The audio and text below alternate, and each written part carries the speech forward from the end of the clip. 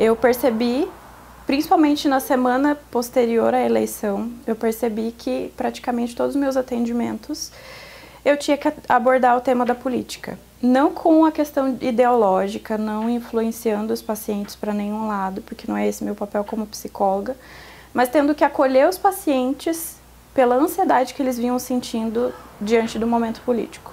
Alguns com medo de ditadura, alguns com medo de se tornar uma Venezuela, outros com medo da homofobia, outros com medo do PT. Então, eu tive que trabalhar muito isso, principalmente nessa semana posterior à eleição. Alguns dos meus amigos são favoráveis ao PT, né?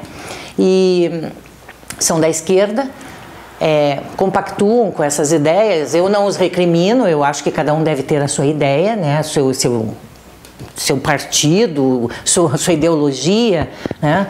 Não sou contra ninguém, mas nós temos discutido assim, mas muito saudavelmente.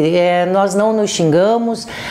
Acho que algumas dessas pessoas devem ter até me abolido do Facebook, porque eles rebatem algumas coisas que eu coloco, eu dou as respostas e eles às vezes aceitam, às vezes não.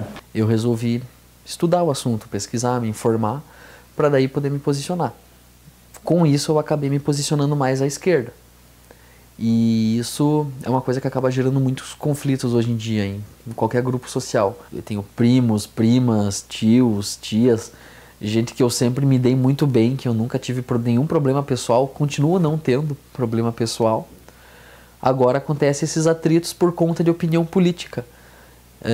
A impressão que dá é que nós somos adversários, que está um de um lado e o outro do outro, e como se fossem dois times diferentes de futebol. Como se no fundo o que a gente quisesse não é a mesma coisa.